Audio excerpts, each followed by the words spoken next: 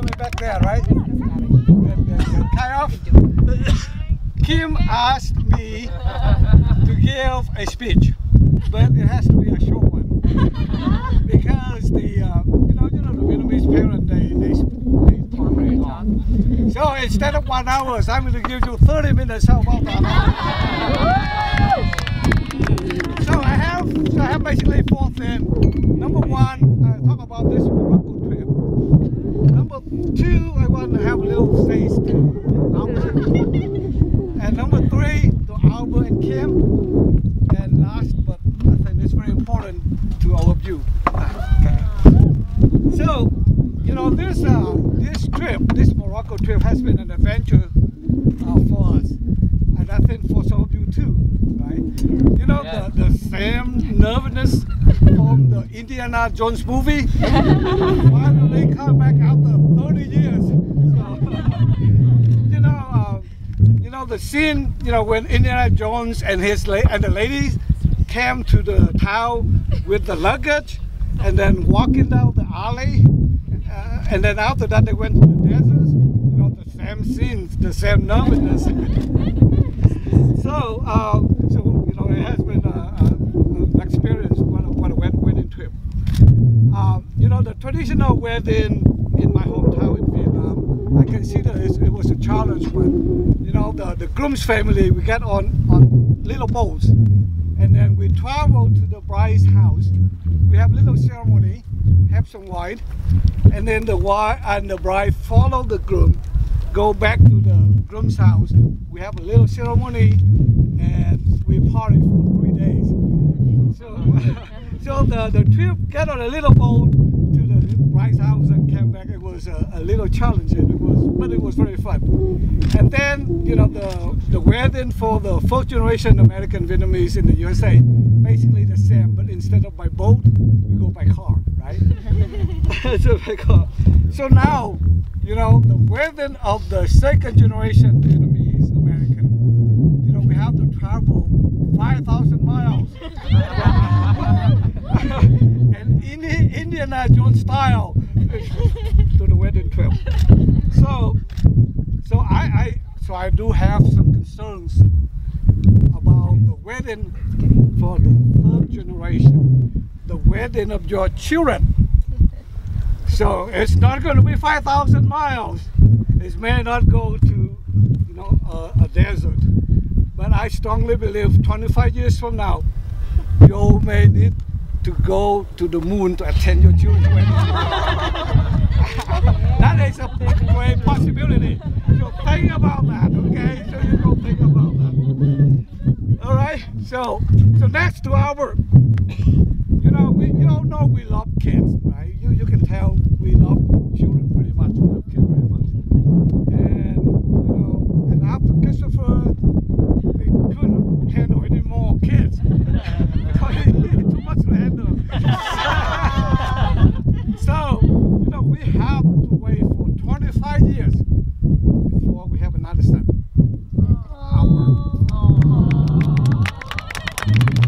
So you can see how happy my wife and I are, how happy we are. Especially when Albert and I, we have a lot of things in common. We were scout. We was Boy Scout and Scout leaders. We play basketball. We love steaks. And especially, we love our ladies to be in church.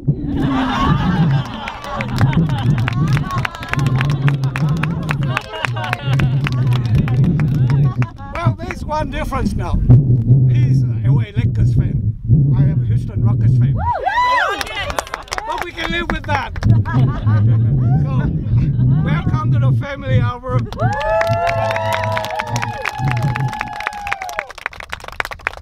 So next to Kim and Albert.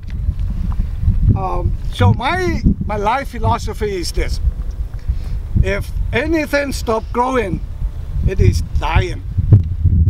The same thing for love.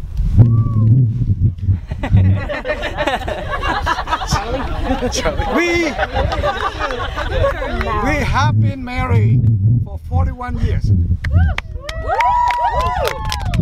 one thing that we can, we can proudly say that we have lots of experience, especially in how to overcome all the marriage challenges. And especially the most difficult one that I have mentioned during the ceremony is how to overcome the differences between you two. So, and we have found that by overcome the differences between the two of us are the most rewarding one. It strengthens our marriage and it's helped to grow our love, getting greater. So how do we do that? How will we be able to overcome the challenges, the marriage challenges, especially the challenges of the differences between two of us? There's two things. I think number one, because of our strong religious faith. And number two, because from the support of our good friends. The support from our friends.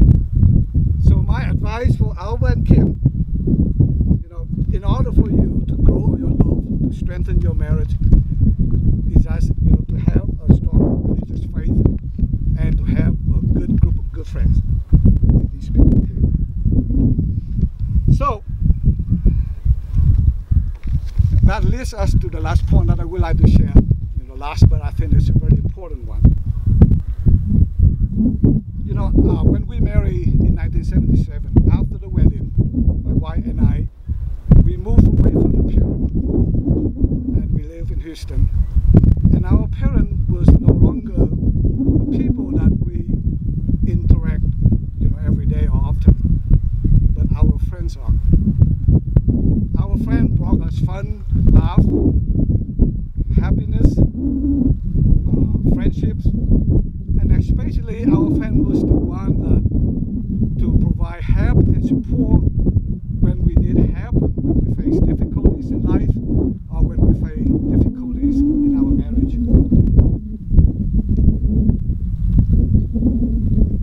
So today,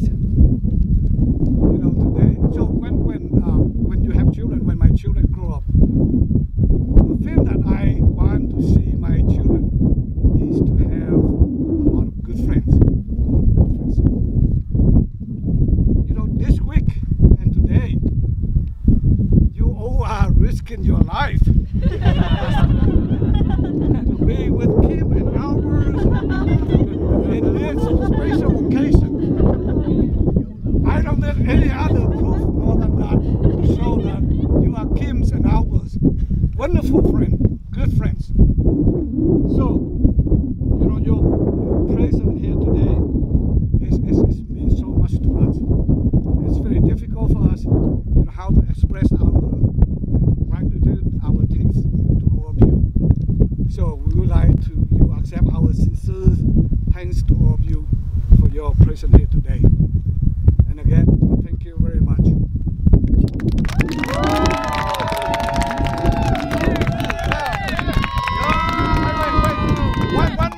One more thing.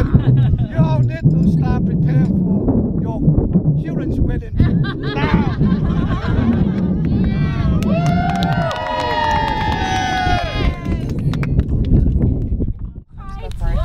Hi. You got this.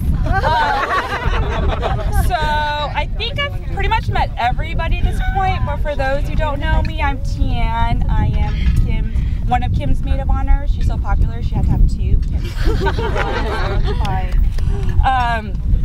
So people normally start off their maid of honor speech with how they met the bride and how long they've known her. So I can't remember meeting Kim. No, I wasn't drunk when I met her, and my memory's not that awful. Our moms were really good friends before Kim and I were born, so naturally, when they had us, we became friends by association, and then best friends, and then we've never stopped being best friends since we were born. So I literally don't know what life is like without Kim.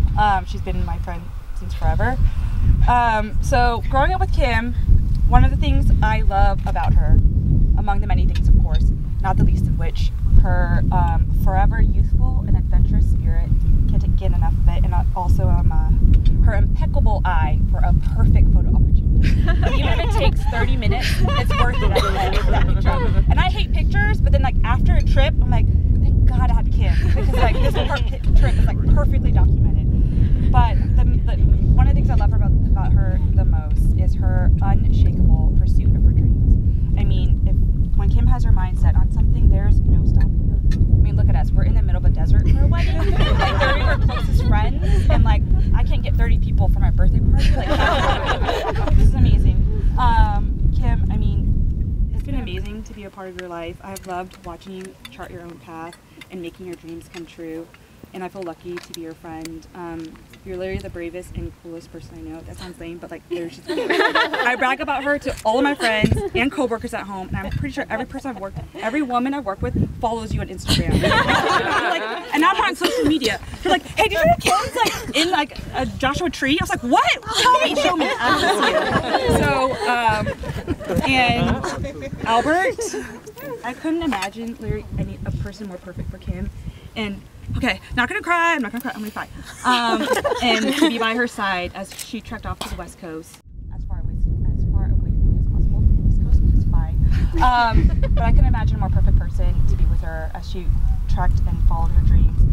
And one of the things I've learned about you, Albert, beyond the fact that you have a very dry, sarcastic sense of humor, and sometimes I don't know if you're being serious or a joke. I'm not sure. So I assume it's a joke, and there are many times you're being serious. I was like, oh crap. And also the fact that you bear a very uncanny resemblance to my older brother Don, which I'm sorry I have to remind you every time. So beyond those two things I've learned about you, you make friends like for life. A lot of friends for life. A lot of you who are here now, some who couldn't make it, but so many people I've met who are friends of yours, and I'm like at your engagement party earlier this year, they're just like, oh, me and Albert, we go way back. We're like really good friends, and that says a lot about a person who makes really lasting long-term relationships. It's more than just being fun to be around. It takes someone who's caring and loyal to make that many long-lasting friendships.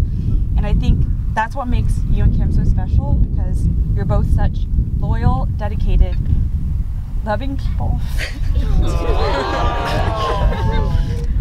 It's okay. Make it right. You got this, Tia. Together.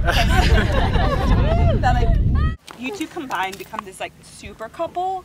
Not even a super couple, like this superhuman friend. Because like whenever I'm around you two, it's so easy, so comfortable. I'm so happy. And you know how stressed I can get. Never a worry about mine. And you guys have a way about you, like you never make anyone feel like a third wheel. But at the same time, no one ever doubts your affection and love you have for each other. So Albert and Kim, it makes me so happy that you found each other. Got it. Woo!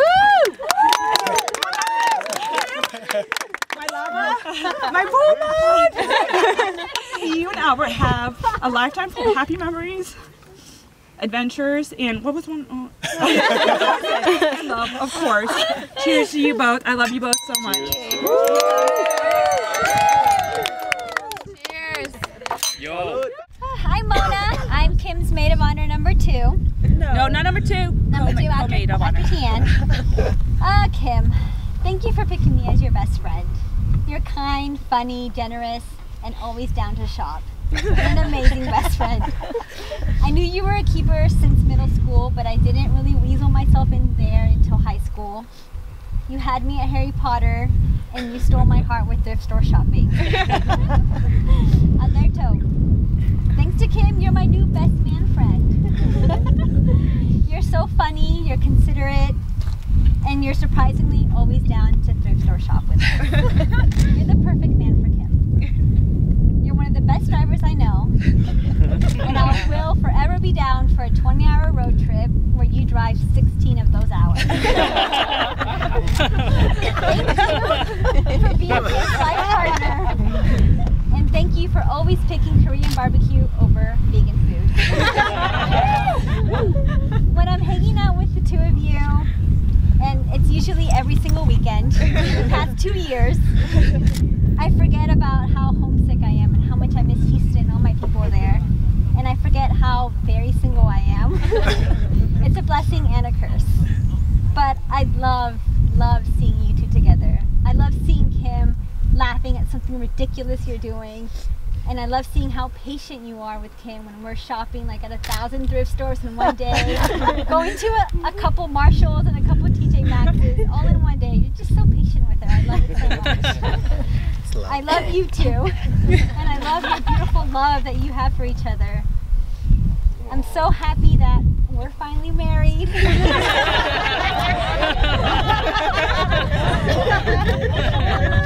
love you too. Cheers to your love. Those who don't already know me, my name is Daniel. I am Albert's best friend, twin. And it's quite an honor for me to be here, be part of this gorgeous celebration. But I feel like if best man is all I'm known for the purpose of this ceremony, then I know I'm doing a disservice to the relationship that Albert and I share. Wow. We've known each other for since elementary school, and like friends, we've had our ups as well as our downs. But like all friends, all good friends, we eventually made up and continue on. Albert and I have done many things together, and like teenage boys, we've had our fair share of bad choices. But as we later,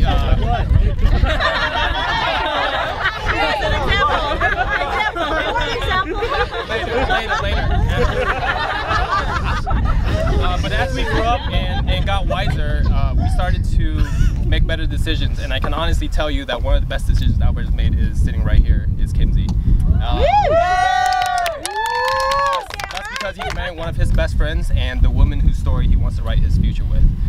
When Albert first introduced me to Kimsey, I knew that she would eventually be the one. How?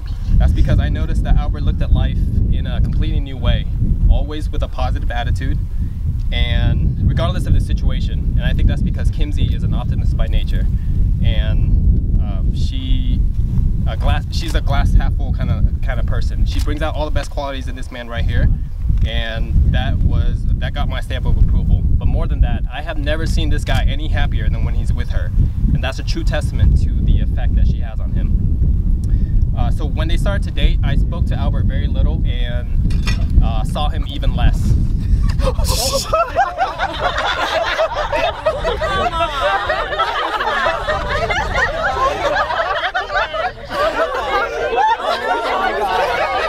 all the people, who invited that guy? He's a camel tamer. What was that? You guys ready? Good? You good now? Good? Richard, good.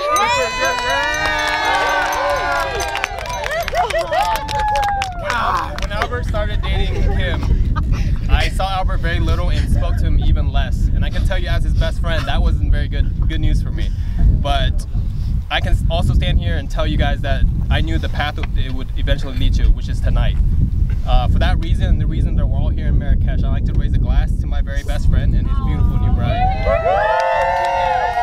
Thank you for allowing me to be part of your special day, and trust me enough not to ruin this moment. And they say that you don't marry the person you can live with, but the person you cannot live without. And for you and Albert, I think that sums it up perfectly. And to that, cheers everyone. Thank you so much.